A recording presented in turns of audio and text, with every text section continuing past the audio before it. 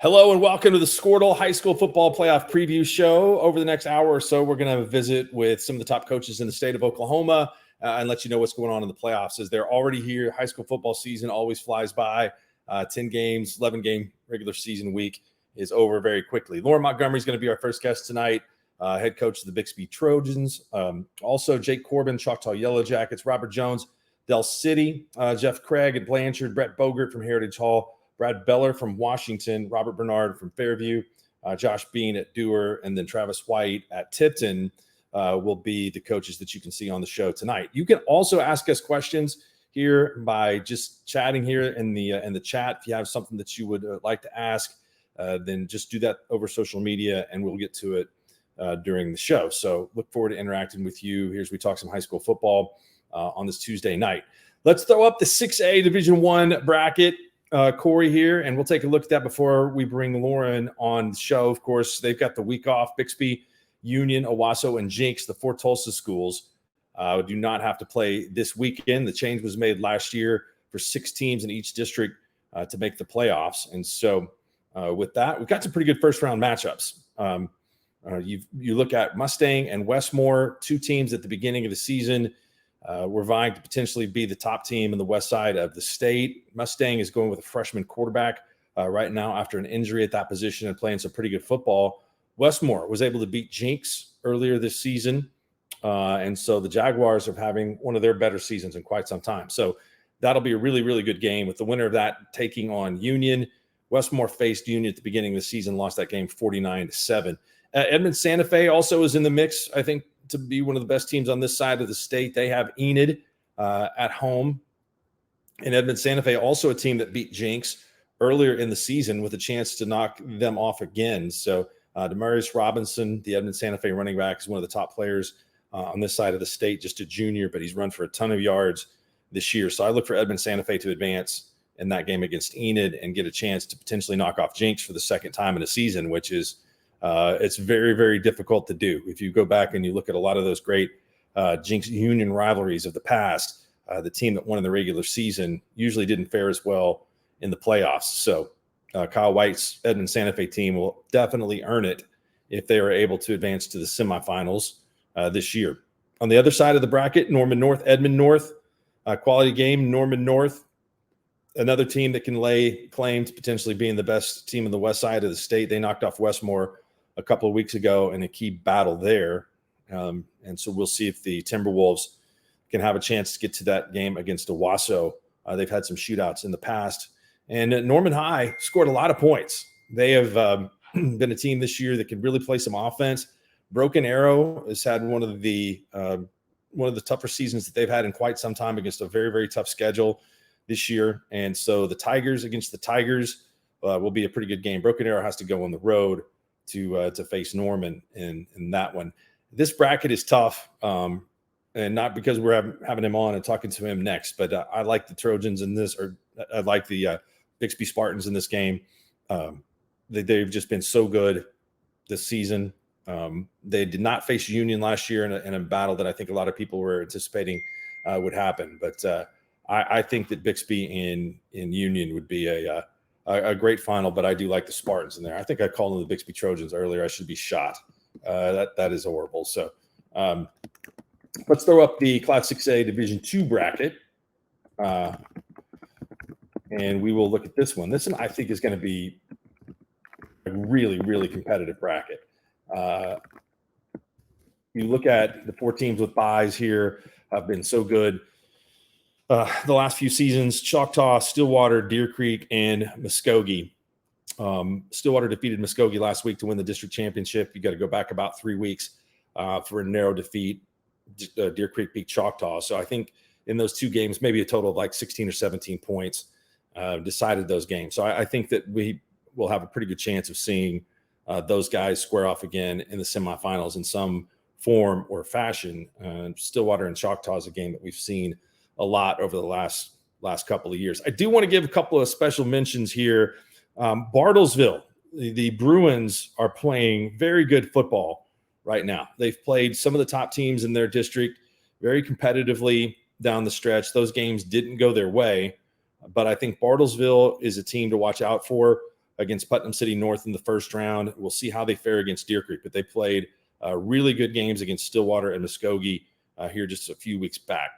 Putnam City West, Greg Johnson, former head coach at Langston, has taken this Putnam City West team and put them in the playoffs. They had a big win over Booker T. Washington in the final week of the season, so I'll give a lot of credit to Greg Johnson, Putnam City West, for making the playoffs.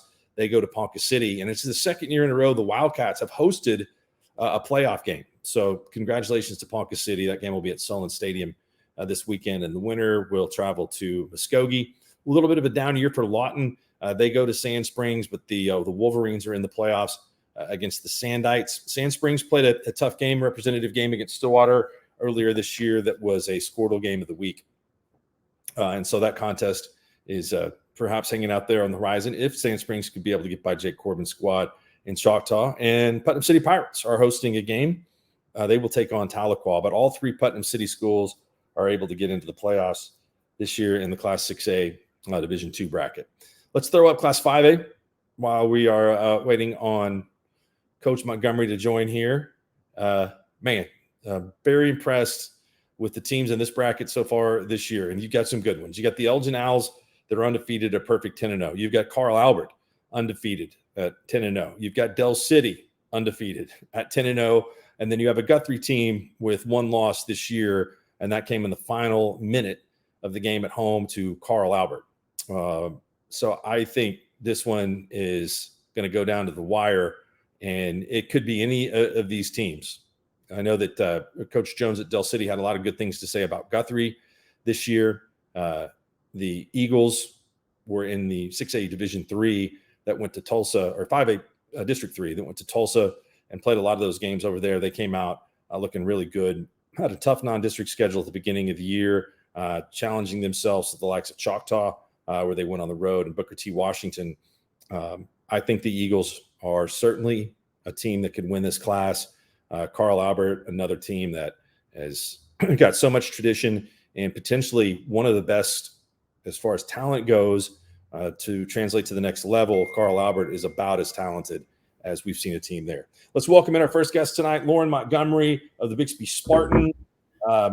Unbelievable run, 8-time state champion there at Bixby, 71-2 in the last 73 games, 5 titles in the last 6 years. Lauren, how are you doing? Doing excellent. I appreciate you guys having us on. It's great to talk to you. Tell me a little bit about, last week was Bedlam, but it was also Jinx Union, and that rivalry, you've been on both sides of it. It seems like it's incredibly intense. How do you keep your team calm going into that game? Well, it is big. Bixby and Jinx is such a big game. Our community, our kids are familiar with one another. We live across the river from one another, and we've had some really good battles over the last 8 or 10 years or so against those guys. So there's a lot of fanfare that goes with that. We had an excellent crowd. I think the newspaper said over 10,000 people at that football game, which is really cool for our players to get to play in that environment. And so, just the thing that we always talk about, you're going to be nervous, and being nervous is okay. It means that something important is about to happen. But after we get out there and go through that first snap, it's just football as we know it. You guys trailed at halftime in this game, and I know that they ended your streak last year. So what was that locker room like? Because you're not used to being in games at halftime. Well, so yeah, they came out fast and they jumped up on us, and we had a little bit of trouble getting some things going. Had some touchdowns called back, some big plays, had some careless penalties on our part. And so we knew that we needed to, number one, eliminate those things. And that's one of the things that we talked about at halftime. And then we needed to adjust to some of their big plays they had hit us with. And fortunately, we went in only down 14-7. I think it probably could have been worse. We made a couple plays to keep that from happening. But our guys were calm. Our guys knew that we had opportunities that we hadn't taken advantage of. And you didn't see a whole lot of that far away look. And so I was proud of our guys for, overcoming just a little bit of adversity. Blake Hogshooter had 3 second-half touchdown receptions. Is that right? Did you take him to Savastano's after the game?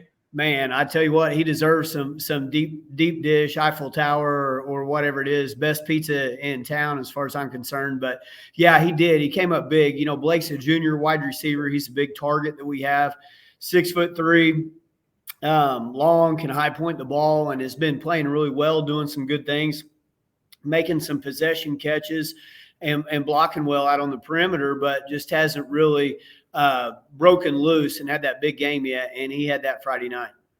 You guys had 11 different receivers and 9 different running backs score this year. And if there's not one player that stands out statistically over a ton of the others, how does that help kind of keep everybody invested in the whole mission? Well, I think it's a compliment to our offensive staff and Coach Tyler Schneider, our offensive coordinator. Those guys work really hard to get the ball in space to our playmakers, and we're fortunate to have a lot of guys that we feel like can make some plays. And it keeps those guys interested. If they know that they're going to catch a jet sweep, or we motion them into the backfield and hand off a counter play to them, or they're going to make some receptions on whatever the play might be, it keeps everybody engaged. And we've played a lot of guys. We've got some really good young guys coming up that we've tried to work into the rotation just a little bit. And I'm proud of the way some of those young guys have stepped up. And I'm proud of our offensive staff for putting together good creative game plans to get lots of different guys the football. Is that a challenge for you when you are way ahead in games, as you usually are? I know that you want to, you don't want to beat anybody so bad that it looks like there's some unsportsmanlike stuff going on there, which there's not. But it does allow for a lot of players to gain experience. Yeah, and sometimes it is, and we're fortunate to be in that position. But yeah, when we have the opportunity to put some younger players in and some of our reserves, we certainly want to go out and we want to run our offense and defense, and we want to do that effectively. And so sometimes you might be just a little bit handcuffed if you can't throw your run game screens, or you can't throw the ball down the field on 3rd down and 10 because of just the situation in the game. But our young guys are fortunate at Bixby. A lot of them have had the opportunity to not only play a lot of JV snaps. We play 2 JV games every Monday night. And so we might only take 25 or 30 guys to one spot and 25 or 30 to the other. So those guys are playing a lot of football, but they also have gotten in the second halves in games quite a bit. I got to ask you about strength and conditioning and the 225 Club, which we've talked about before when you and I have visited. But I think that's a differentiator in core strength, because the beginning of the season, if you look at teams and how many returning starters are coming back, there were other squads that had more than you guys. But I think with the program built the way that it is, with everyone going through that strength and conditioning program, you guys are able to just plug people in and keep going. Yeah, in 2010, I think we had 8 guys our first year here that could clean 225 pounds. And last year, and we include our baseball players, we include everybody on campus, but we had over 90. And we just believe that stronger football players are better football players. You've got to have your Blake Hog shooters. You've got to have your Cordell Goldsby's and those playmakers like we talk about. But man, what about that 5'10" guard that is starting for his first time ever? Has he maximized his potential? Is he as strong as he can? And 225 has been a tool for us. It's a source of pride for those guys. They're young. They work really hard to get in there. Have the sticker on their car, have the T-shirt, and then we host the Night of Champions each summer with our cheerleaders, DJ, youth football, everything like that. And those guys get to go put their technique and their strength on display to kind of highlight and top off our summer each year. Yeah, that program is incredible. Managing success, it looks like you've done pretty well, because you guys continue to be really, really good. Is that you have to work with your guys to say, hey, look, we've got to focus on this goal every week? Of course, yeah. Winning isn't easy, and each week is a different opponent. We know that we're going to get our best, and we've been fortunate the last few years to have some really, really good leaders on our team that understand the importance of practicing well and practicing with intent and making sure everyone around them does. And so that's kind of been a constant for our group this year is Hank Puckett and Brody Duffel, Cordell Goldsby. Those guys show up every day, and they understand how important it is to have a good practice, because that is going to carry over into the ball game. Hank Puckett's a pretty good name for a linebacker, I think. He's made a bunch of tackles there at Bixby, right? Yeah, Hank is a special player. He's fast, he's tough, he's a good leader. His older brother Jack Puckett was an excellent player for us, and has starting middle linebacker now for Central Oklahoma. And then we've got a younger Puckett coming up who's a freshman right now. So very good family, sports-oriented family, and a tough family. What do you do during the bye week? Do you like having an off week? It's different. I'll be honest with you there. You're so ramped up and you're used to week in and week out, the rigors, the grind, the stress. And then now all of a sudden we don't have a team to prepare for. We have a bye week earlier in the year, but the cool thing about that is we know who we're preparing for, so we can kind of get a head start. Right now we don't necessarily know that. And so we've cut our practices back. We're going out trying to stay sharp. We're practicing for about an hour and 20 minutes. And repping some scenarios. Yesterday we went through two overtimes and those scenarios and what they look like and what we should expect in those. Today we worked a 2-minute situation, time on the clock, moving the chains, everything like that. And then tomorrow we're going to work a couple different situations. It's something different, but something that needs to be done in an area that we thought that we could bring value as a football program. Well, Lauren, we wish you the best of luck on defending the championship and continued success, and we appreciate your time and know it's valuable. Absolutely. We appreciate you guys for having us on. Thank you. All right. Loren Montgomery, the head coach at Bixby. Again, he's won 8 state championships there just at Bixby and many more as an assistant at Jenks. Only coached at those 2 places. Coached his first job coming out of Northeastern State under the great Alan Trimble. And Bixby is a machine. If you have not read the article by Bill Hasen comparing this current run the Spartans are on to the Jenks Trojans from 1997, I believe, to about 2001. It's a great read in comparison to the 2 dominant programs that we've had in the large class, I think, in the state's history. Those 2 runs are teams that will go down forever as being some of the very best. 1997 Jenks Trojans defense allowed less than 80 yards rushing the entire season, and won in the state championship game in dominant fashion, the same way that Bixby did a year ago in the state championship game against Wasso. Our next guest coming up will be Jake Corbin, the head coach of the Choctaw Yellow Jackets, as they are in Class 6A Division II. Choctaw gave Bixby a run for their money in the state championship in the Division II level a couple of years back, just about as close as anybody's been to Bixby in this current run of the last 6 seasons that they've had. They've been fantastic. So we'll look forward to talking to him and a guy that's had a lot of success coaching there at Choctaw after a couple of stops at Del City in Sapulpa. I think let's throw up the Class 4A bracket while we wait on Coach Corbin. And we'll take a look here in a bracket that could be wide open in terms of several teams with a chance to win this one. And really some teams that I think have potential to win some games on the road in the first round of the playoffs. But let's bring in Jake from Choctaw and talk about the Yellow Jackets season this year. Choctaw has been extremely good and they've been on a run here the last few seasons that is outstanding. What's up, Jake? How you doing, man? Hey, not much. You got me? I got you. Okay.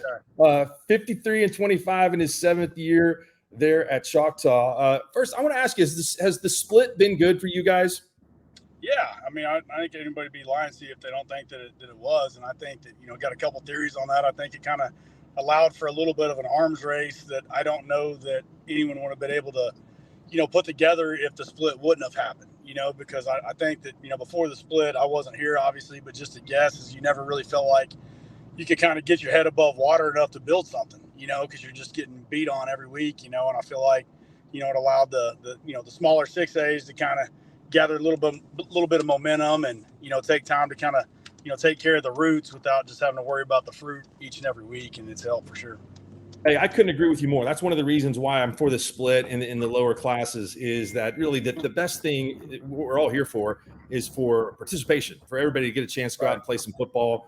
And when you feel like, I think, hey, we are competing against schools that are twice our size or a lot bigger with a lot more participation, then it kind of thwarts people going out for football. So I love that.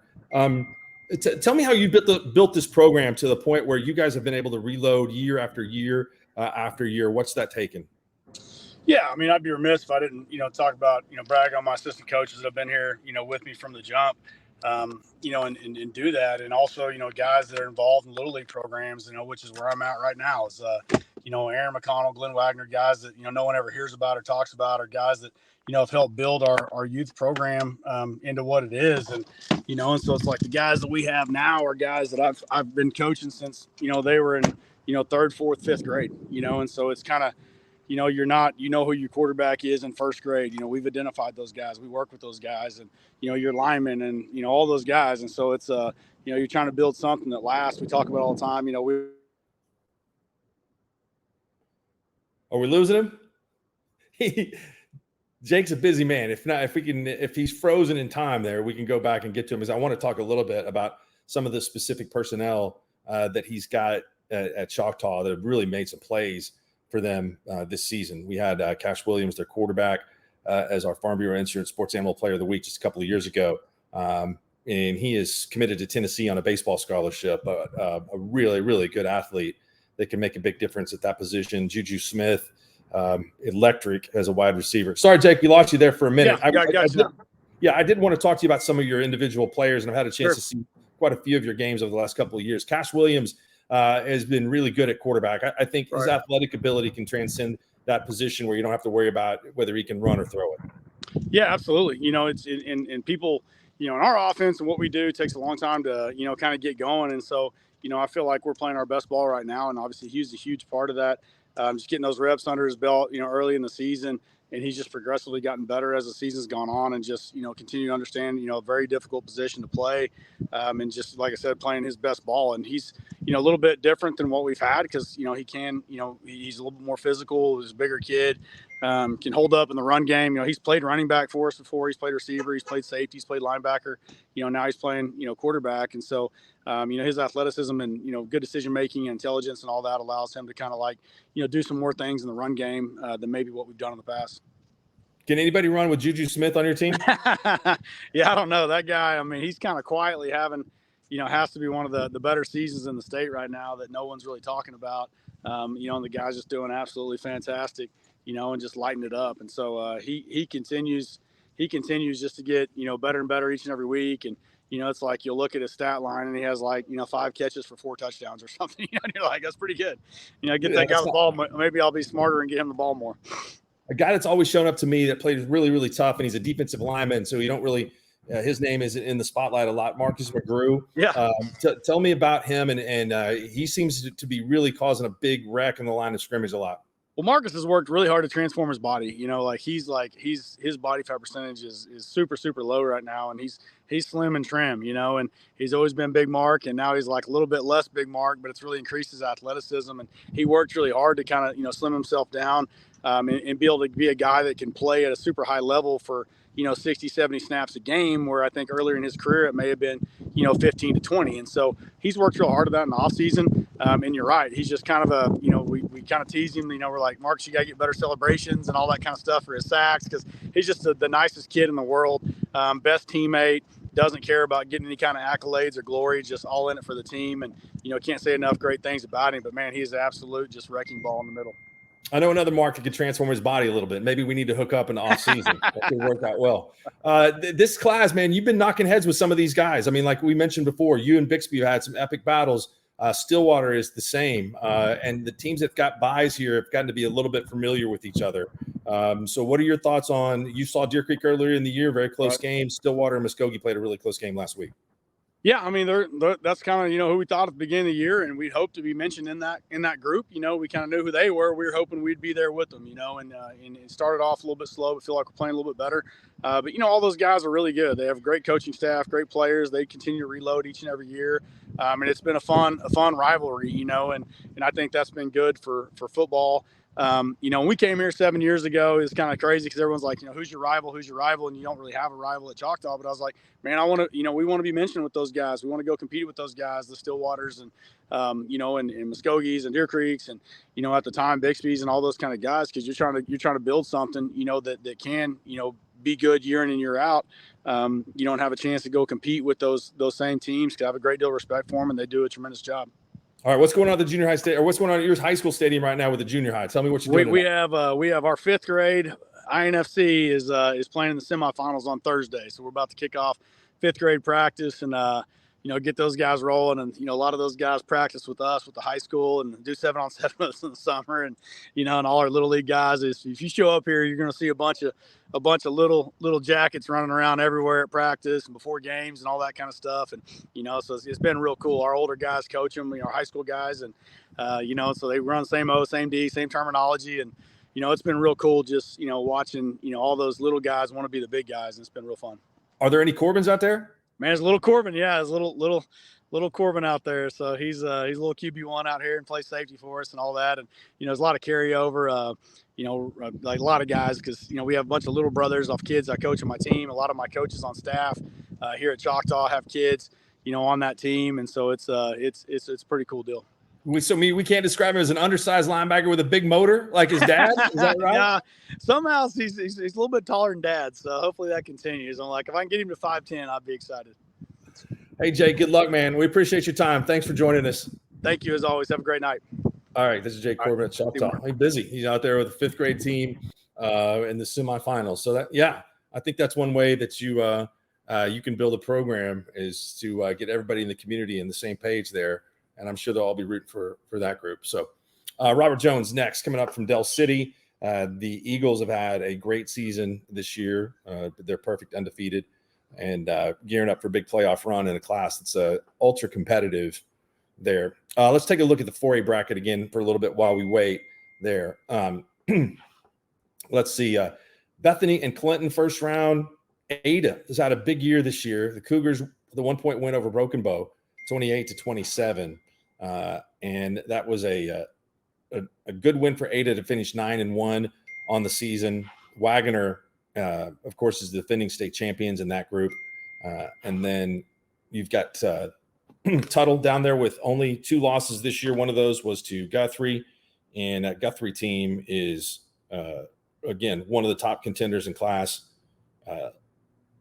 5A, with the only loss this season being to Carl Albert. So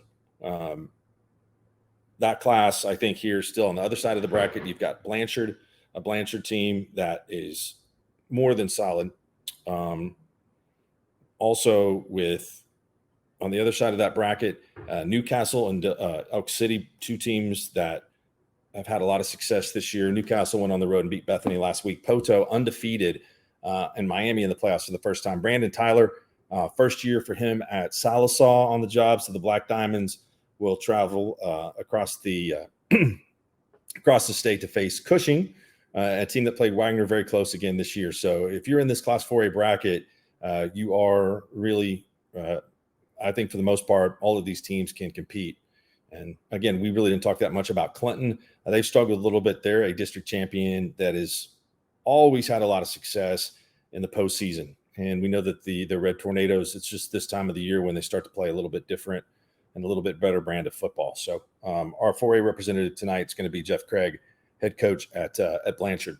Throw up the 3A bracket, if you will, for me, Corey.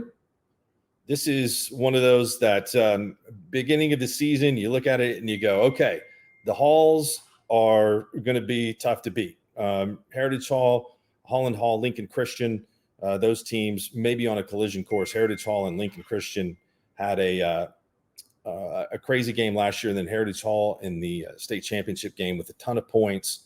And the Chargers last couple of weeks have been tested. A couple of teams from Southern Oklahoma have been really good this year in Marlow and Sulphur, and they pushed the Chargers in games at home. So we'll ask Brett about what they plan to do to bounce back off of those. And Marlow, for that district, they have to go on the road in the first round to face Metro Christian, and that's a tough assignment for a home team to be facing an outlaw squad that defeated district champion Perkins Tryon in the non-district portion of the schedule. So here's another one where, to me, you've got 2 favorites in this class.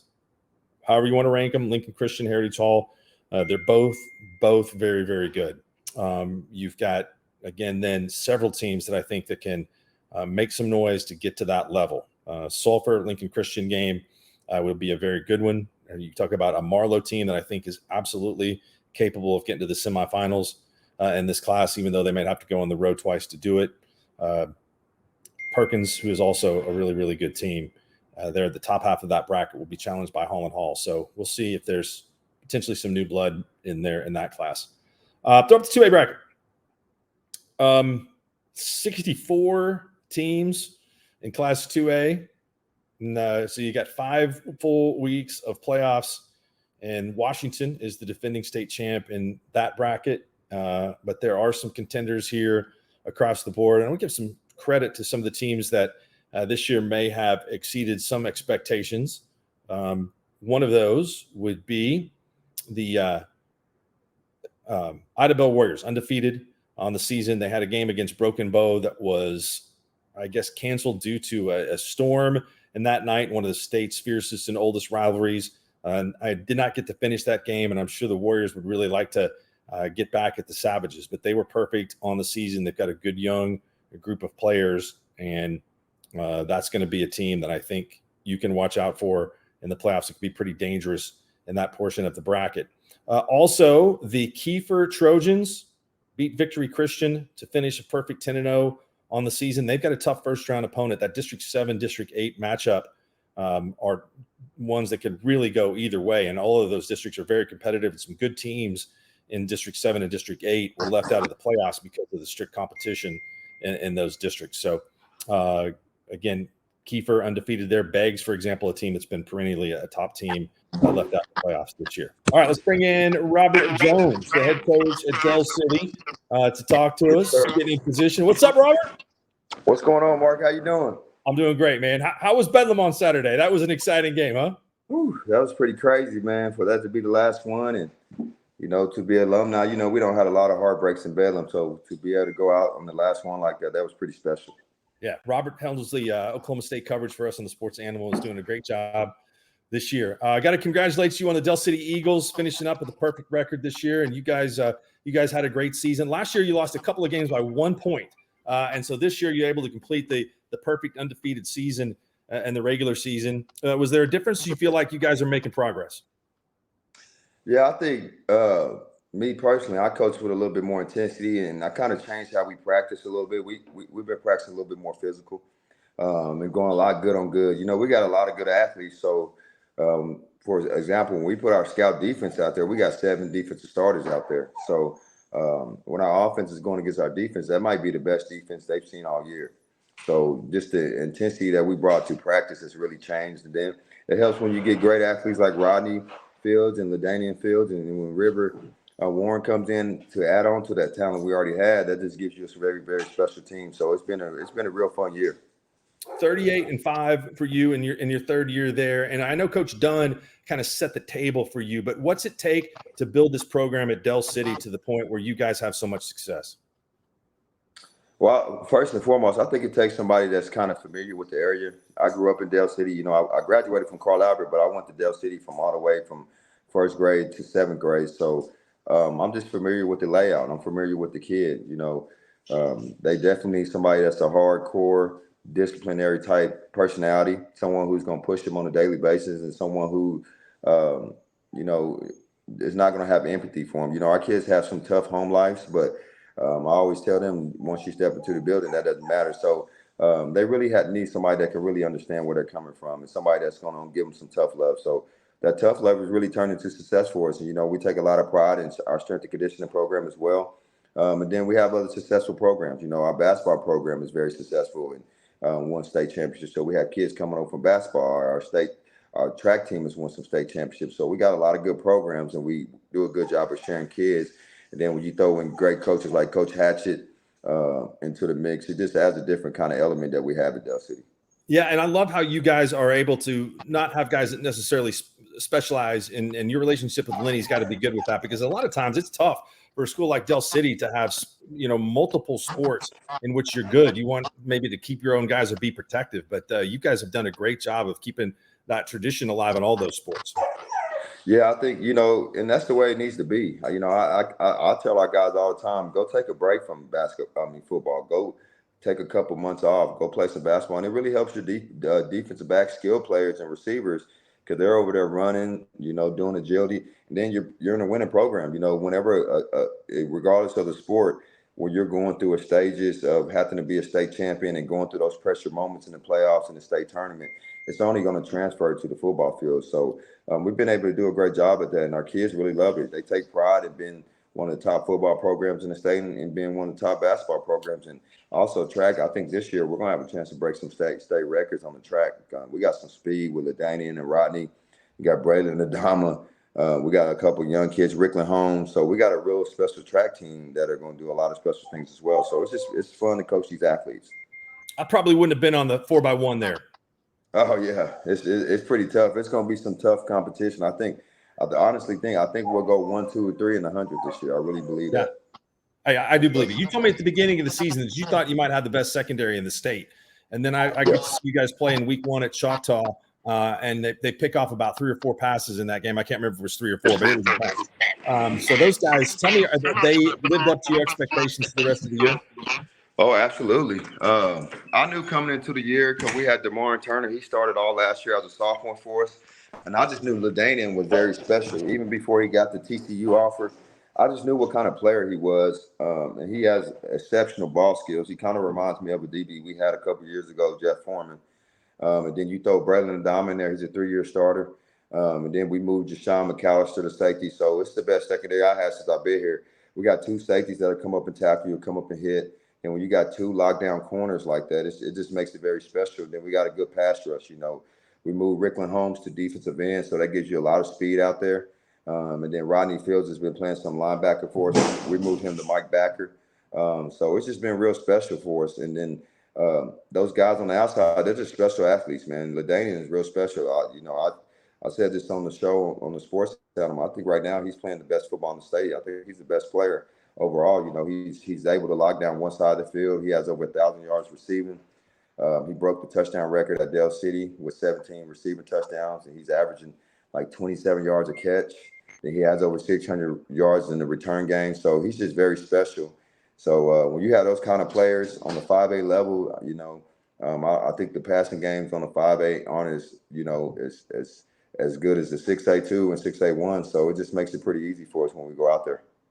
Jeff Foreman playing at Arkansas State right now. Rodney Fields, running back. He is.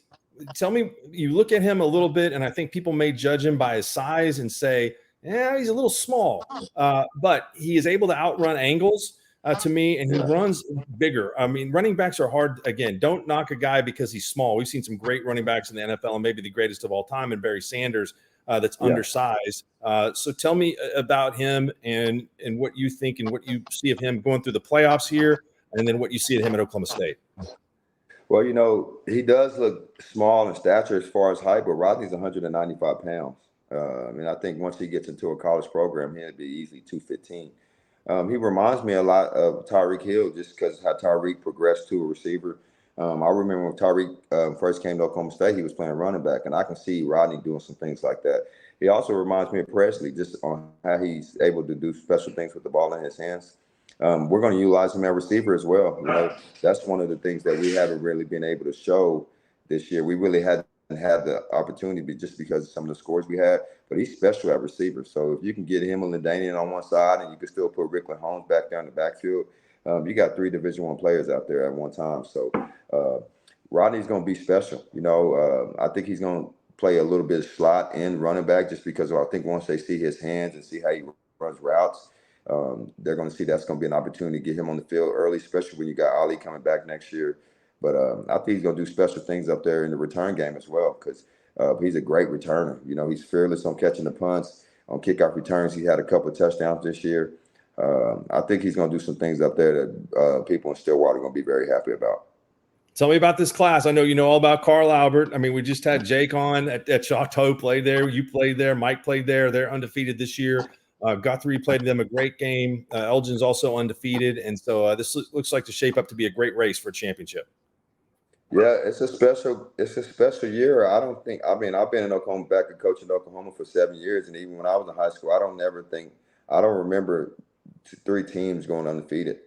And I was speaking to Coach Rose, out of all his state championships in his whole career, he never went undefeated once. So it's a special year when you got 2 mid-Del schools going undefeated. But I told our kids just to be careful because the last team in Del City in 1993 that went undefeated, lost in the first round to Lawton, I believe Lawton Knight. So I'm excited about our bracket. You know, we got Elgin and Guthrie on our side, but shoot, Guthrie plays Lawton Mack. They're 8-2.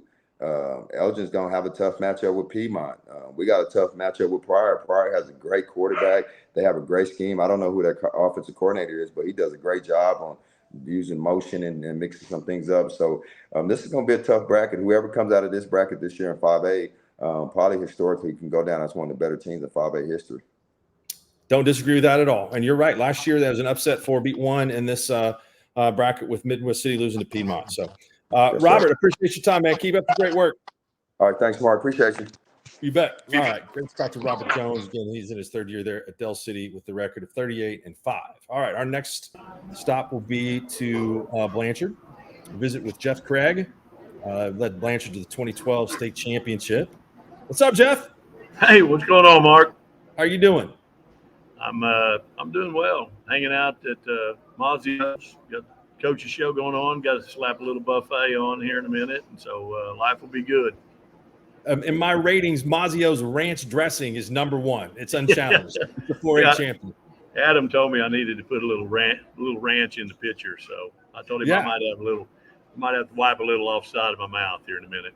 Okay, what is relevant about these things? The song "Irreplaceable" by Beyonce and the movie Spider-Man 3. I mean, what do you remember those? Hang on just a second, Mark. I'm gonna have to fix I needed my headphones on and I didn't do it. Say that again on That's okay. All right. I said, what's relevant about Beyonce's song "Irreplaceable" and then the movie Spider-Man 3? I think we're up to about Spider-Man 9 right now. You're gonna have to tell me because I don't know. That's a number one song and the number one movie in 2007, a million years ago, when you took over the head coaching job in Blanchard. Woo! Yeah. Well, that is a while back. That's maybe why you don't remember the songs in the movies. I don't know. Maybe Beyonce is not your cup of tea, but Jeff's won 131 games at Blanchard in those 17 seasons. This has been a really, really good year for the Lions, who've got a veteran crew, especially at quarterback with Chance Cooksey, and he had a great season there and a multiple year starter. I think Jeff is frozen. He may be frozen on the ranch. Sorry, I went away for a minute. That's okay. You didn't miss anything. Tell me about this year. You guys lost in the non-district in a really, really difficult schedule of challenge, and I know that you knew that would prepare you for this Tri-City district, which is just every year super tough with rivals Newcastle and Tuttle. Yeah, man. You know, this district has been really, really tough for years, and we've always had tough times with our Tri-City rivals. You know, when you've got Newcastle rolling up there and Tuttle's rolling up there, and Bethany's always been a tough out for us, and it's just been a grind. Our preseason schedule's always been usually pretty tough, and lost to a really good Piedmont team week 2, but I think those things prepared us for the run down the stretch, and it made our team better. And boy, it's been a rough road, but it's been a fun one, and we've somehow managed to come out on top.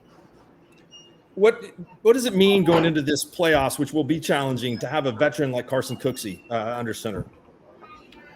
Well, anytime you can have a starting quarterback back, and especially when it's in his third year as a starter, always bodes well for you, because they've been through a lot of things, they've seen a lot of things, they've been able to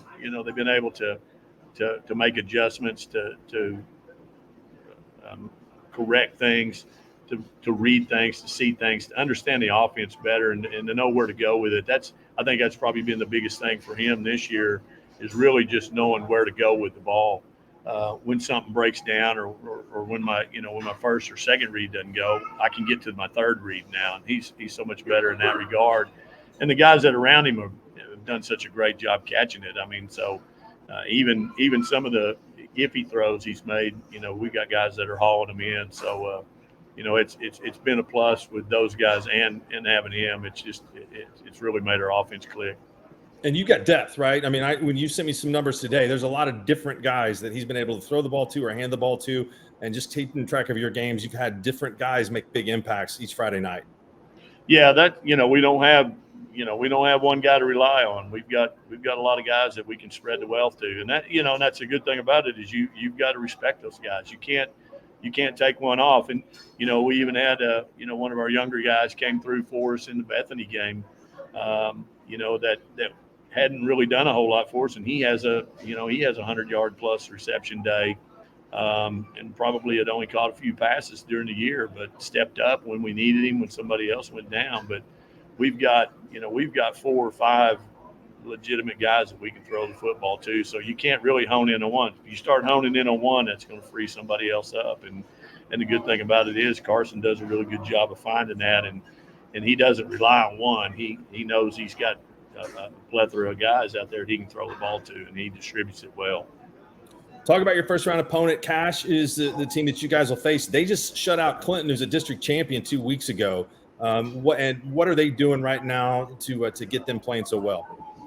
Well, they I thought they've played really good defense all year. They've got some younger guys in there, but the thing about them is you watch them when they play. They fly around. They fly to the football. They don't stay blocked. They get off blocks. So you might get some movement on them, and a lot of teams have gotten movement on their front guys, but their linebackers get around that and make plays. But they'll get off and make plays for you, so they don't really give up big plays. You're going to have to grind it out if you want to grind it out on them, and we've got to be willing to be patient and run the football on them or take quick hits or whatever before we try to get the big one. But defensively, they've been playing really, really well. And I think offensively, they really kind of honed in on they really kind of changed in the last few weeks offensively they were running more spread. Now they're running more kind of a wing T type offense where they're running, some jet motion stuff and some jet sweeps and then some downhill runs off the jet sweep fake. So they've condensed their offense into that and getting it in playmakers' hands, and they've letting them make plays. So they've been a little bit more productive on the offensive side when they've gone to that. This 4A bracket's something else, man. It's almost like a college football semifinal because you can have a championship game in the second round. And so if you do advance this week, you're going to have your work cut out for you each and every week. It's got to be a great challenge as a coach to know that there's a lot of great coaches in this bracket and a lot of teams that are capable of going on a 4-game run. Yeah, it's 4A is wide open. I don't. I know Wagner's a content. Wagner's Wagner, and they're always going to be right there in the mix. And Poto's really, really good. But there's no telling who can come out of this with a championship. And there's probably 8 teams that any given night can win a football game and can beat anybody. And so you really just don't know who's going to be standing at the end. So you've got to play every week. And if you take a week off or you have a bad week, you're going to go home. And that's going to, and that really, most of that starts right now in round 1 and definitely in round 2. There's some state champion quality teams that are going to go home in round 2. And, it's just really, really tough and really, really wide open, but it'll be exciting. It'll be an exciting run to try to get there. All right, I got 2 quick questions before I let you go. Is that a Carly Craig jersey behind you? She works with Squirtle. I know Adam wanted me to make sure to mention that they're opening up the season in Alva on Friday night. Yeah, that's no, not quite, but a little bit big. I think that's on the boys' side on the, but not a Carly Craig jersey. But you mean they let Jeff Word in there to do a coach's show also? Yeah, we were going to have him in today, but they've got their little basketball bash today, so he couldn't make it today. So he's at the gym right now watching the junior high kids and then the high school kids hooking it up. So we're getting close to basketball season. So as you said, I got to go to Tahlequah Saturday to watch Carly play. He's making them run lines, even the 5th graders. All right, what kind of pizza are you getting tonight? I'm always kind of in that.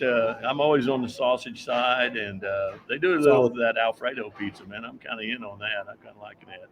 And then you can't pass on the bread. Those little cheesy bread stuff.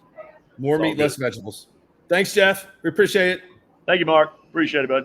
All right, good to talk to you. Jeff Craig at Blanchard, looking for his second state championship. 5-1 all time against Cash. Dropped one to the Bulldogs a couple years ago. Let's bring in Brett Bogert in his 9th season at Heritage Hall. 9 straight district championships, record of 109-7, which is pretty good. Hey, Brett, the last 2 weeks, you guys have had some good games against some really good competition. I got a chance to see Marlowe earlier in the year. I was really impressed with the way that they run the ball and their quarterback. Is that a good thing for you guys? Yeah, absolutely. I mean, Sulphur and Marlowe, I think I think they're ranked in different polls in the top 5, and I fully believe that they're 2 of the top 5 programs in the state. So having those two games back to back, facing some adversity, we were tied with Sulphur 14-14 at half. Had a great second half to come away with that victory.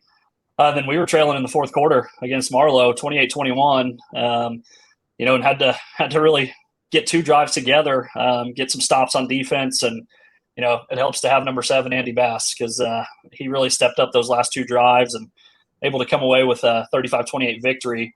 But, I told Coach Weber after the game, it would not shock me to see them again down the road. They were a very physical team. Obviously, the Webers are legends around here, and, maybe you got a little help from Jody and Joe, but Matt does a great job with Marlowe, and they were ready for us. They had a great game plan. They controlled the clock, controlled the ball.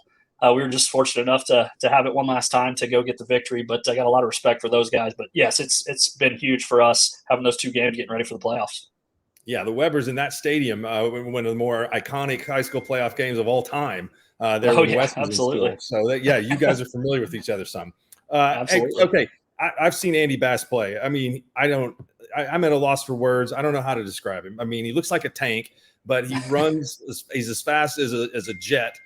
So he's a quarterback, but I don't know. Tell me about the thought process of developing him, and then it was great last year at that position. And so how you identified what his strength was going to be.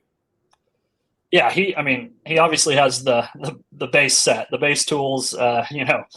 He loves the weight room. He's so disciplined. His diet, everything.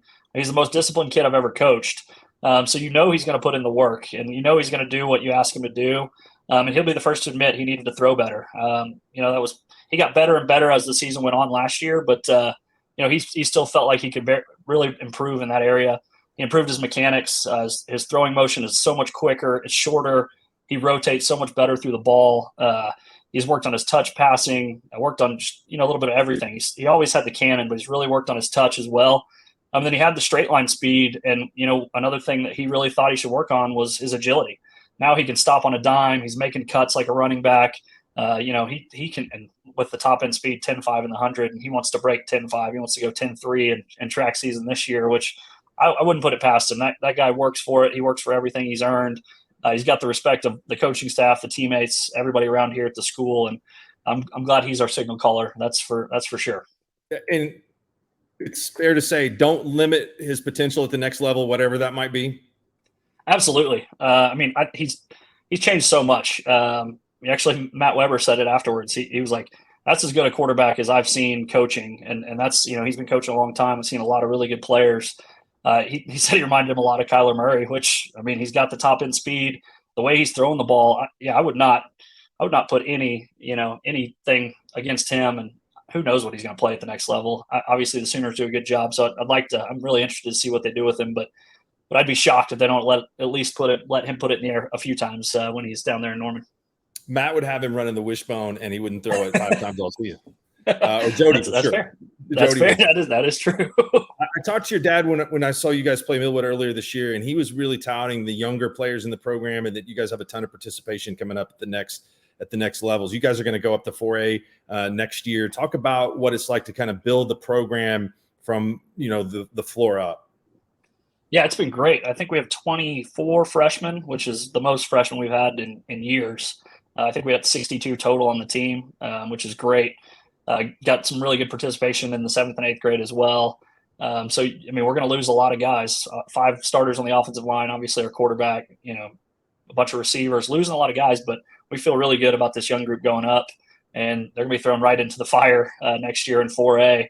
Actually, they're going to be thrown into fire week 0 against Millwood, and then week 1 against Lincoln Christian, and then we're going into 4A district. So, no, it's going to be fun, and we're really excited about about where it's going, but like I try to instill in our older guys, it's the reason we've sustained success is because our older guys have always taken care of our younger guys. And this group of seniors has been really good at that. We've got Grayson Hume, who's our center. He works with the freshman centers after practice, working on their snaps, working on their steps.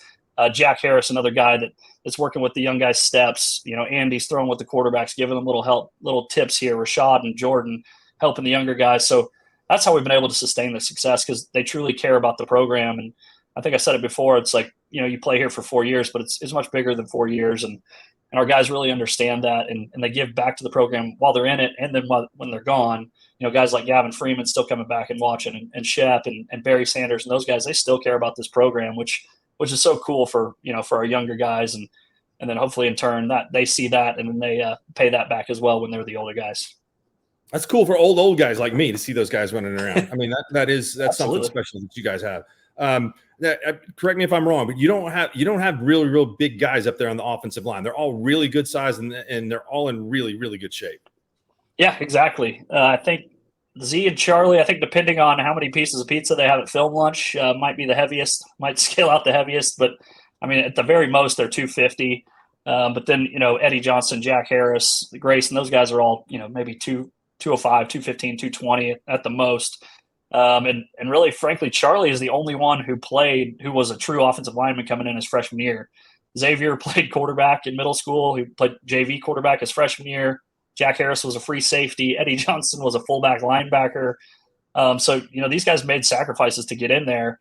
And, they're sophomore year when we didn't really have a bunch of true linemen. They just wanted to play. And so they went to those positions and took hold of them and haven't given them up. And they really have become, maybe the best unit we've ever had around here. And you're right. It's not because of the size, but they're in great shape. They're great athletes. Anybody that watches us knows we love to pull, run counter, everything that we try to do. We're trying to get those guys out in space because they're athletes as well. And if we can get those guys, they're a little bit bigger, but out in space are so athletic that they do really well on outside linebackers and at the secondary. So that provides a lot of advantage, but they are, some of the best shape. Them, Andy, and Jordan are probably the best shape of anybody on our team.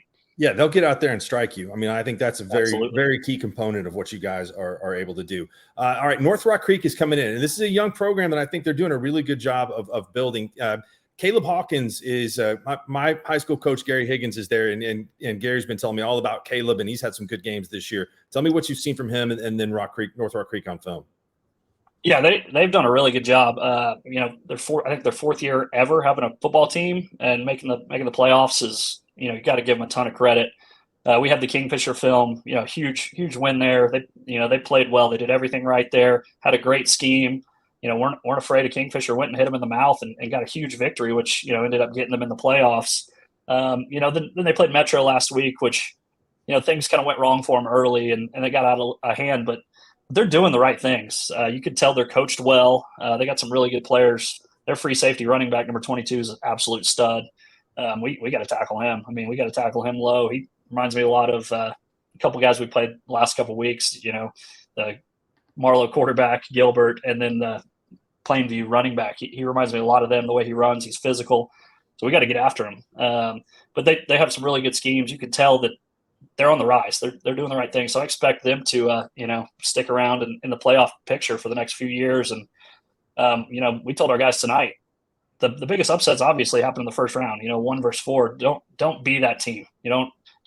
Just don't think about who you're playing. You've got to be prepared no matter who it is. And North Rock Creek's getting our full respect. And we know that to get to a championship, you have to be playing like that way before then. So our preparation's been good so far. Had a good day of practice. So we're locked in, absolutely dialed in on the Cougars, and have a lot of respect for what they've done in such a short amount of time. If you can remember back to early in August, you guys scrimmaged against Washington. What do you remember about Brad's team who's coming up next on the show?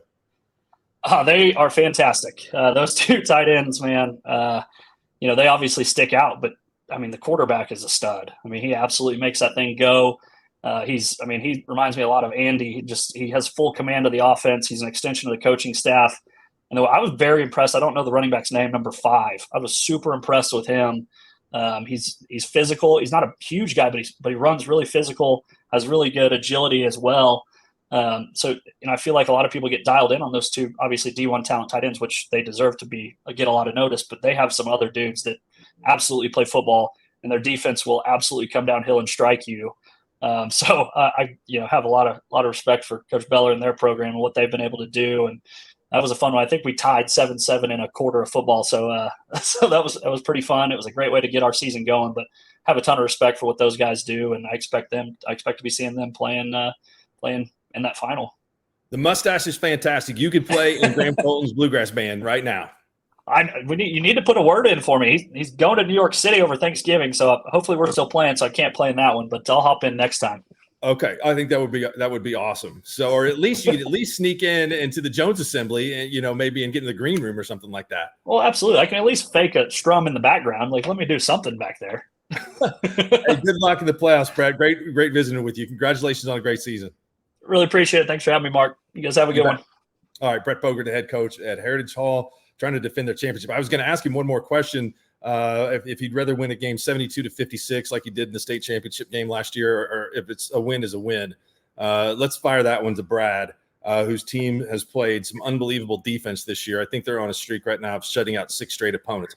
You win 72-56. Are you happy?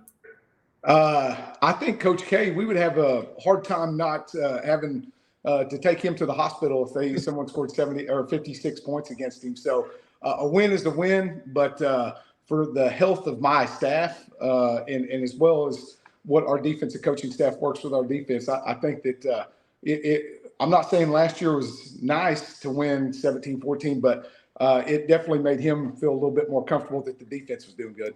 Okay, yeah, I'll have to look at this. You guys haven't given up 56 points all year, have you? I really don't know. I had a guy tell me that our starting defense has given up 17 points on the year. I really don't know the total, but our defense has played extremely well this year. Yeah, I would say so. And you guys, and he talked about the 2 tight ends, and you've got another defensive end up front that you have so many players that can be physical on the line of scrimmage. It has to be a nightmare for Class 2A teams to be able to go up against that defensive front. Are they better? You've got a ton of guys back. Are they better than they were a year ago? I think it's a work in progress. Nathan Spalding, he's played so much football over the past 3 or 4 years. He's going into his, senior year playoffs, but he's already played in 3 straight state championship games. It's amazing that when you look back and think he was a freshman playing, but the progression, the work ethic, he really is our spark plug. But, all 3 levels of defense, we have some good playmakers. We really do. And the physicality, the mental edge, the preparation that they put in to get ready for each game amazes me at the high school level of what they do to get ready for a game. I think, if we're there December 9th at 7 p.m. and we win another one, I think that you could make that argument that we are better than last year in some regards. Maybe through the first 10 weeks, we've statistically maybe been better. But, last year's defense, what we were able to stop, especially in that state championship game against Millwood, was really, really impressive and going to be hard to outdo. Well, when everybody comes back to reunions and all that stuff, I can tell you it's very important for the 2022 guys to be better than the 2023 guys. And so that's something that people are going to talk about forever and ever and ever. So for the record, this year's defense has given up 38 points all season long, 7 in district play, and that was to Frederick way back in September. So you guys are on a streak of 6 consecutive shutouts, which is really, really, really good. I was going to ask about the tradition there in Washington, what you've established. You were a player there. And right now the program is rocking. And I talked to Brad about the freshmen that he has right there. You guys also, people are telling me everywhere I go about this 8th grade team that you've got. And I know we probably don't want to talk a whole lot about them right now because they'll get their due in the future. But the program, you got to be happy the shape that it's in. Yeah, our kids at Washington grow up going through Little League. I think we have four teams in our Little League program that's playing for a state championship Saturday. The other programs were right there. One got beat in the semifinals. The other one is a class that couldn't even make last year, that didn't make the championship or the semifinals. And so it's just continuing to grow.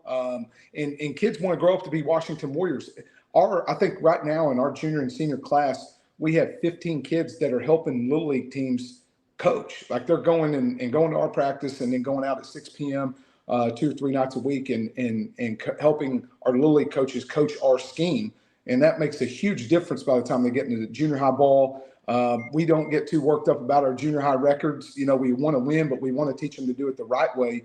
That way, by the time they're in high school, if we need them as a freshman or sophomore, they're ready to play. And, you know, the 8th grade class is a very talented class, but they're going to come into some really, you know, experienced players next year. And I think that it's going to help elevate their game in the future as well. The Class 2A, Class A, and Class B playoffs are very unique. It's half as long as the regular season. I mean, so, you know, we're not going to – it's going to – I mean, hopefully I've got my Christmas presents by the time that we have the state championship game, but you really have to prepare for battles, and then potentially even as a district championship team going on the road in the third round of the playoffs and maybe have to traipse all the way across the state. So how do you view the playoffs and the length of the playoffs for a 2A team? You know, this being the last year, it's going to be 5 rounds. Yeah. I think that's unique that our kids realize that they've had a chance to play so much more football. I think that it's also helped our younger kids come along the way as well, because they really do. They get a half the season more practice. So the more we can go, I think the more it helps the future and the upcoming years. But it's a gauntlet. It really is. I mean, it forces you to manage practice a little bit differently, depending on your team's health. If you have a week where you get a big win, you know, you have to go right back to it. You don't have a gap. You don't have a break. And that's the thing about 2A is I feel like 2A is a very deep class this year with a lot of teams that are very similar, you know, as far as on levels. And so, you know, you look at some of the potential second round matchups in 2A, it is a gauntlet. And, you know, the 1-4 matchups sometimes, but there's even some 2-3 matchups that you look at and go, okay, 2A is healthy, and I know it's going to divide into 2 divisions, but it is a very tough class, especially going 5 weeks. I mean, there's a lot of things that have to go right in order to win 5 straight games. Yeah, I completely agree with you. At least you've established that tradition, because if we were having a Thanksgiving practice, I think my mom would call you and say, "Hey, I don't think Mark's coming today," you know. So I hope you don't have to deal with that in Washington, where everybody's got knows the expectation of the program. Adam wanted me to ask you about sideline interviews on Washington Warriors TV. Well, they ask me each week if they can do something in the second half. Yeah, they're going to call a play. I would want to call a play, right? Yeah, I mean I will tell you, our crew that we have doing our games does a great job. And Stuart McPherson's been around forever, and he knows those kids on a personal basis. So our kids have had a fun time with it, and I really think that our younger kids working the camera system and everything, they've had a blast. So it's turned into a spectacle of, you know, where in the world is Nate Roberts going to be this next weekend, all that kind of stuff. It really has added some flavor to our you know, viewers. I love that. Love the students getting involved too, because that's what Squirtle's mission is all about, for sure. How's your daughter doing? She was injured last year in the state championship game. I want to ask about her because I know she's a phenomenal athlete in her own right.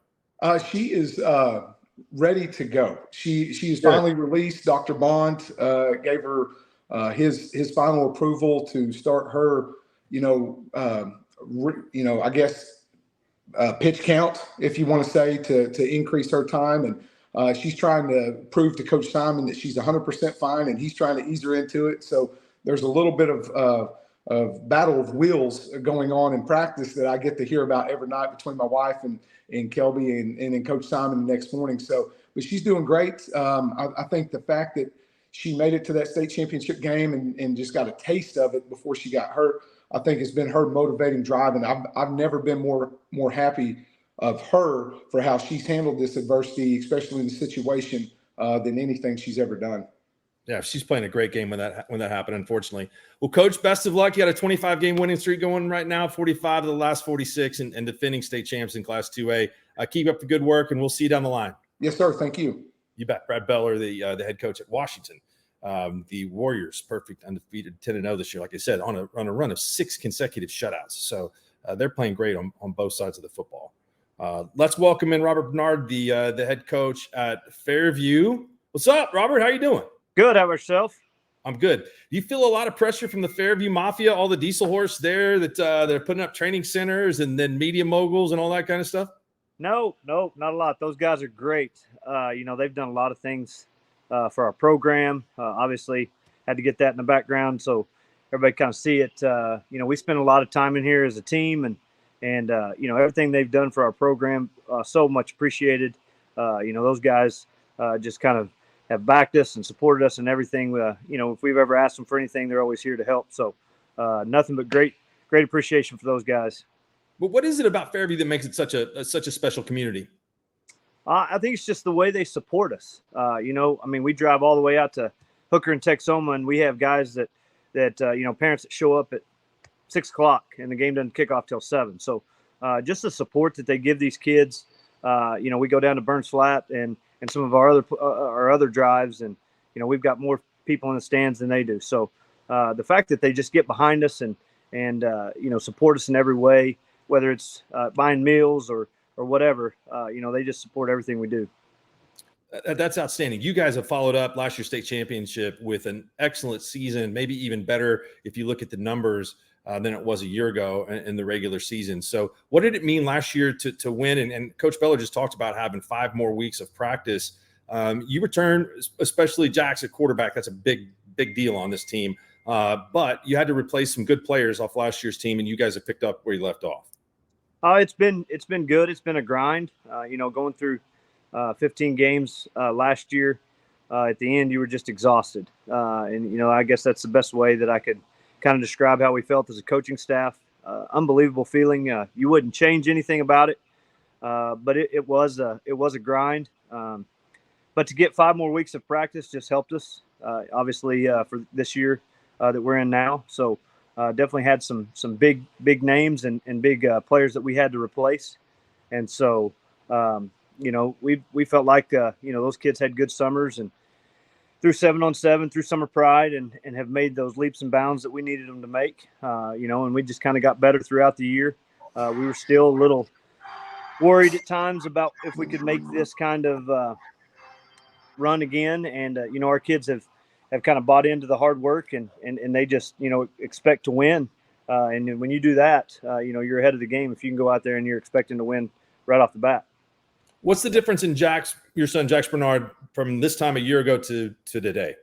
More than anything, probably his maturity of the game, to study it, to understand, what kind of coverages people are going to throw at him, some of the blitzes that people have thrown at him. One of the hardest ones was, I think Alva and Texoma have thrown some stuff at him that, we hadn't seen. And so for him to adapt in the game and understand, what they were trying to do and then take advantage of what we could do to go kind of counteract what they were doing. So he's matured in that way, studied a lot of film, obviously been in the weight rooms, gotten a lot bigger and stronger. So that in and of itself, is probably the major things that have helped him this year. Obviously having great receivers and an offensive line that takes care of you, that doesn't hurt either. No, not at all. I'll tell you what, I was incredibly impressed. I can't wait to see him again, to see what his improvement is like from a year ago, because his arm strength and you guys' ability to space the field. Not all high school teams can throw the football to the sidelines with as much accuracy as you guys do. And I think that goes a long way in making it tough on high school teams to defend, especially at the Class A level. So for Jack's size, he has a much bigger arm. And that's not a knock on his size, because I think, he is a big enough kid, but he can really throw the football. Yeah, no, absolutely. We feel like we have 4 or 5 guys that we can stick out there and that are going to, stretch you vertically. We can stretch you horizontally, sideline to sideline.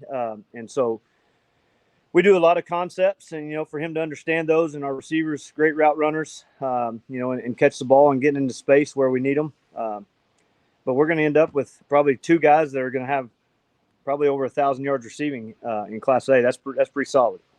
You guys are also very good on the edge. I think that's another important aspect of high school football. If you can really control that and you can bring some pressure to the quarterback and cave that pocket down, a lot of times that's really tough for a team to have to deal with on the other side of the football. So you guys you feel like you're strong again in the interior?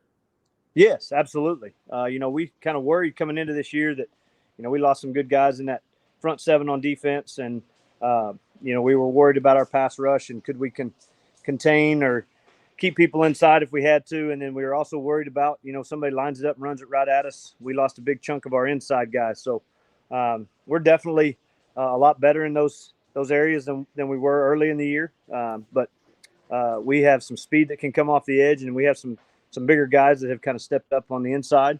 And again, I think we have the 2 best linebackers in Class A sitting back there. So when you have those 2 guys that kind of cover you up, that helps too. All right, a bunch of people that are my age or older, they keep telling me, like, hey, you got to get in the cold tub or you got to take a cold shower at the beginning of every day, and it'll make you feel like 15 years younger. Do they like getting in the cold tub there at the Diesel Horse Training Center? Well, that's actually over in the locker room. So we don't have a cold tub over here just yet. Do the coaches get in the cold tub in the locker room? No, that's not happening. All right, last question. You guys are probably going to have to take a bus trip eventually somewhere, but you are traveling a lot in the regular season. You mentioned you had to go to Hooker this year. That's a long way up there. What do you do on the bus? What are you going to take a 3-4 hour trip? I put the old headphones in and drive. So what music? You have a podcast going? You have music? What are you listening to? Yeah, you probably don't want to listen to my music. I'm a Taylor Swift kind of. I don't mind Taylor Swift. Miley Cyrus, some country music. I throw in a little Nelly and Eminem every once in a while. That would be a very interesting radio station for you to program. So as long as you keep winning state championships, you won't have to worry about taking a lower job like that. That's right. Hey, we wish you best of luck. I look forward to seeing. Allegedly, if you guys, I don't want to put any more pressure on you, that if you win this week, we'll be out there, and make sure Mrs. Antwine knows that we'll be hungry for some of those cookie bars. Yeah, we can do that. We can do that. Good deal. Thanks, Robert. We appreciate it. Yeah, thank you. All right, Robert Bernard, defending state champions, Fairview Yellow Jackets. They're perfect 10-0 on the season. All right, we got 2 more classes to go, and we were going to talk with Josh Bean, who's the head coach at Dewar. Next, the Dragons are undefeated. What up, Josh? Hey, how's it going? Good to see you, man. Thank you for having us out this year. I had a blast watching you guys in Velma play, all the hospitality, having the Rustler's barbecue there waiting on us, and all the different pies. That was up there. Right there in the same level as Miss Antwine's cookies. That was fantastic.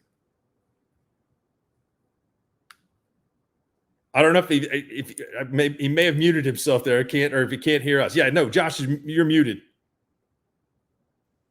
There we go. Okay, I was getting all this feedback. It was reading it to me twice. I was hearing you twice. Hey, listen, that's the worst thing that can happen in when you're broadcasting something. Are you good now?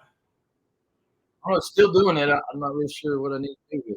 Okay, hold on. Corey, see if we can get him some help with his mix minus issue there. If not, it's going to drive him crazy. I don't want to do that.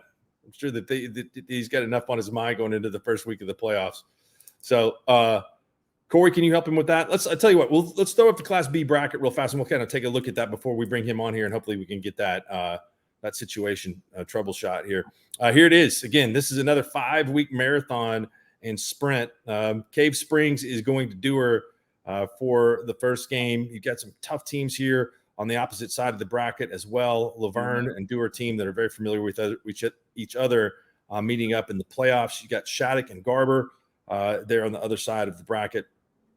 Oklahoma Bible Academy hosting Southwest Covenant in their first round. Excuse me, they're hosting Hollis, by the way, a team that Dewar met up with last year before the season ended. So hopefully Coach Bean's mix minus will get figured out here pretty quickly. But Turpin, team in the far western part of the state this year that's had a good season, only one loss to Laverne last week in a game for the district championship. They're going to host Pond Creek Hunter. And so that's a team, again, Turpin and Sealing, potential second-round matchup there. All right, I'm good now. Hey, guys. Are used to meeting each other in the playoffs. Okay, very good. That sounds much better. We can hear you loud and clear. I was saying, hey, thanks for having us out to the game. I had a blast getting to watch you guys play and all the great hospitality and all the homemade pies and everything. That was a night I'll remember for a long time.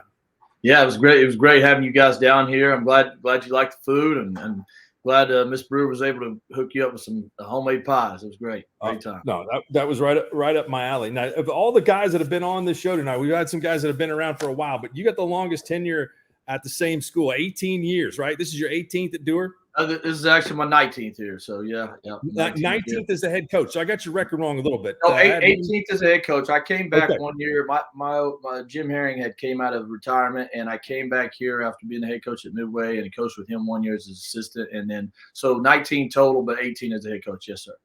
176 wins and 41 losses. And I think I remember on the PA, you guys got quite a home winning streak going on, right? Yeah, I think we're somewhere around 55 or so. I'm not sure exactly what the number is. These guys, I know these guys haven't lost at home. The seniors this year haven't lost at home, and we haven't lost a regular season game, and I think it's been about 5 or 6 years. Yes.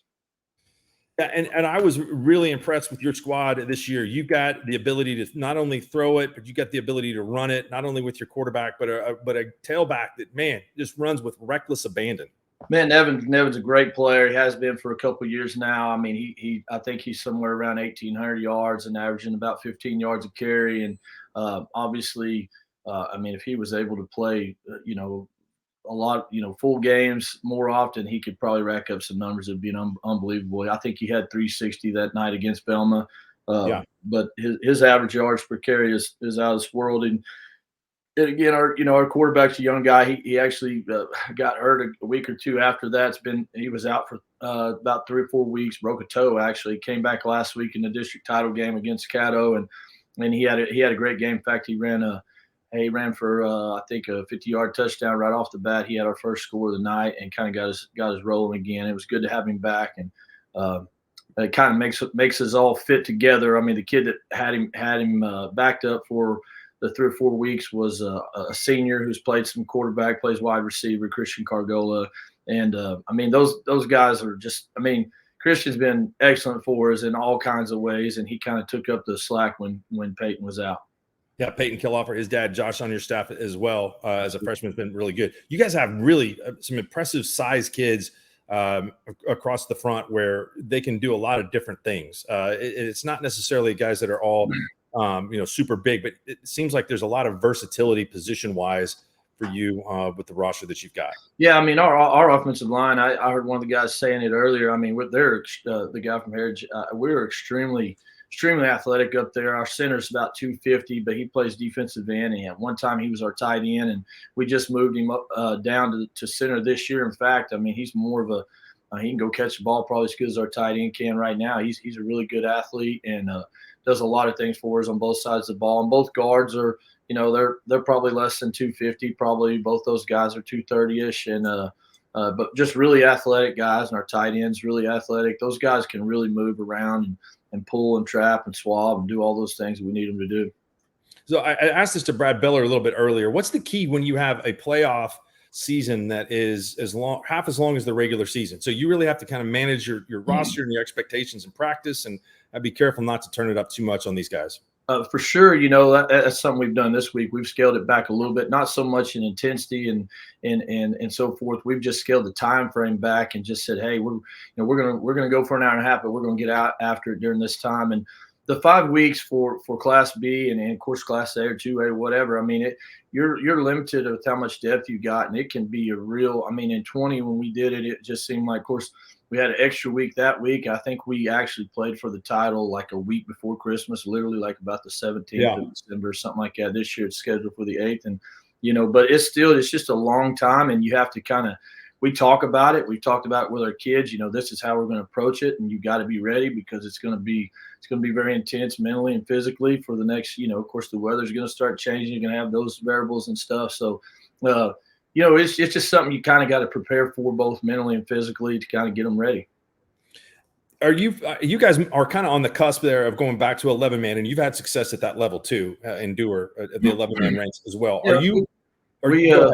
We're close. I mean, that we made the next realignment, and so we're going to be in 8-man in Class B, the upper Class B, the next couple of years, and obviously, that's going to shorten the playoffs down a week for everybody, as it's already been talked about, which I think is a great thing for small school football. They did mention some things that I think has helped us. Our young kids get, that much more practice time. Again, these seniors have lost, I think, 2 games. I think they're 50-2 right now or something like that in their high school careers. So they've played a lot of football. They've been out there practicing for a lot of extra time when other people at our level are in the gym or already in the weight room, whatever the case may be. So playing the extra games is both ways. But in terms of being able to make it through without injuries and how much that affects small school football, I think going to the 4 weeks is going to be a great thing for everybody involved.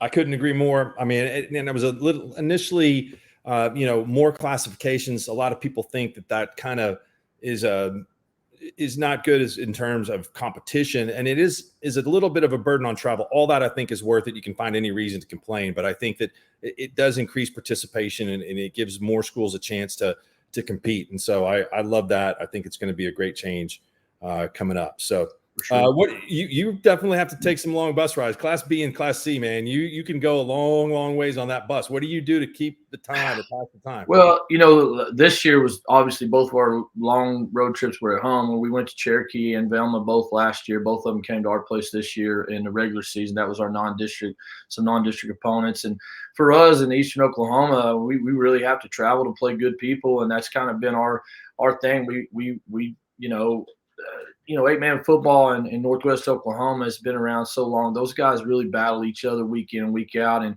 we don't always have that here. So we really have to try to schedule up as much as we can and, play the best people that we can play. If that means traveling to the other side of the state, that's just kind of part of it.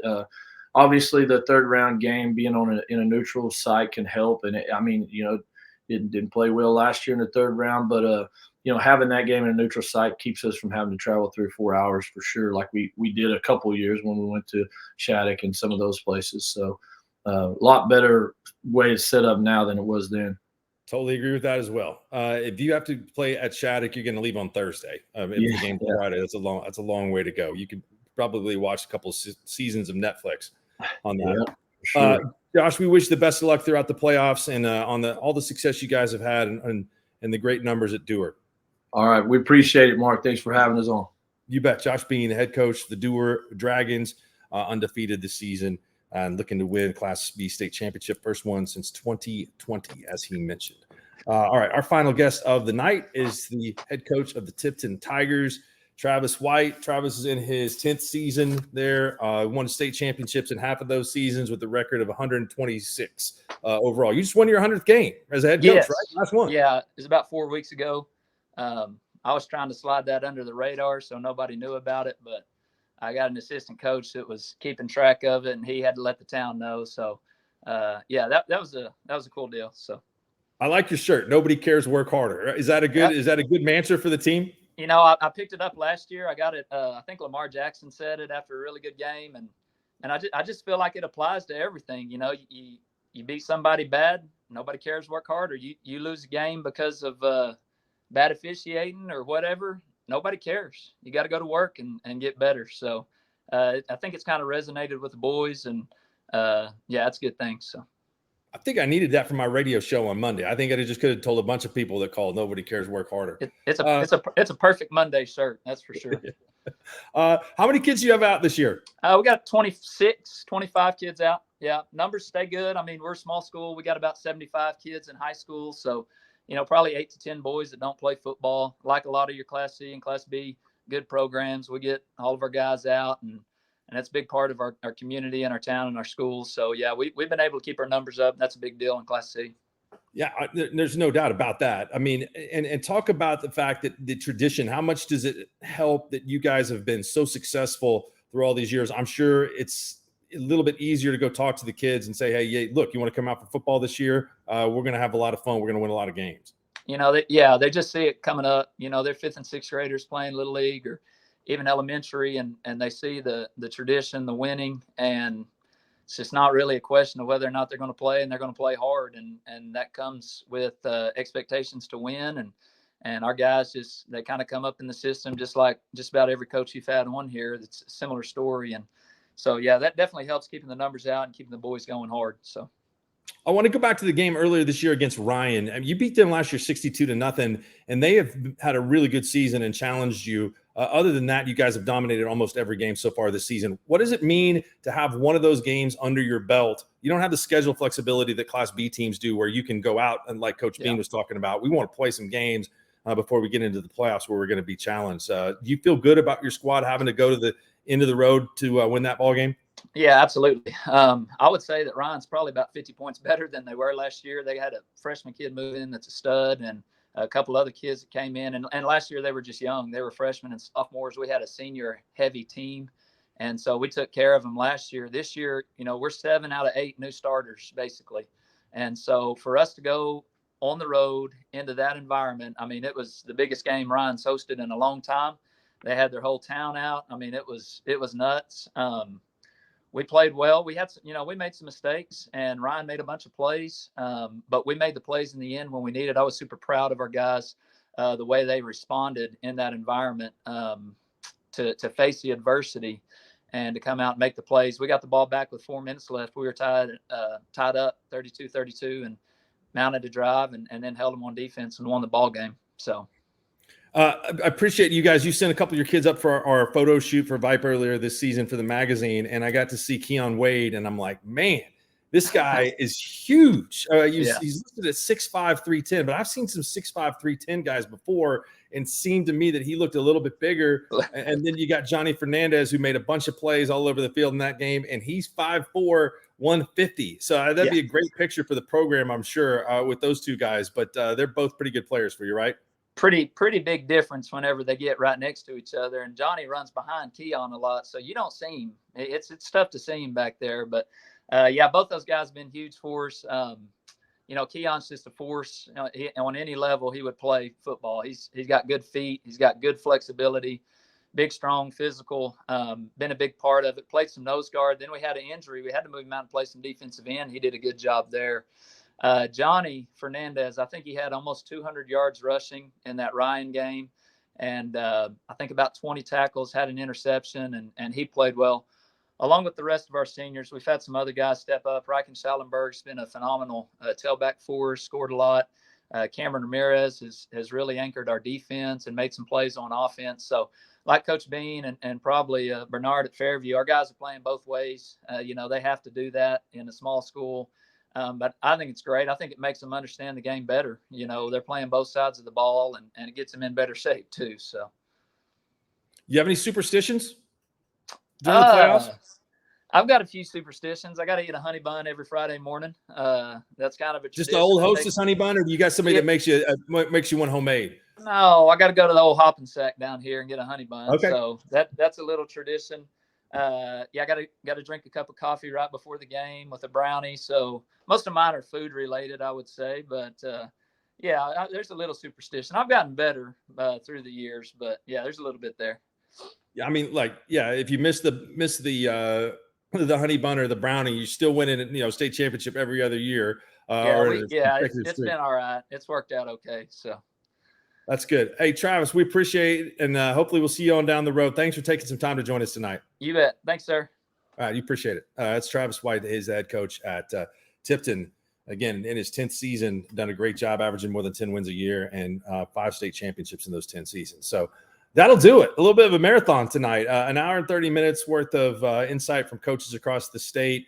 I believe that's 9 classes involved, and all of these teams will figure greatly into the mix for the state championship, and we'll be along the way to preview some of those games and have a great run here this week in the first round of the playoffs as we continue through the state championship games in the middle of December. I want to thank Corey Rogers for producing the show.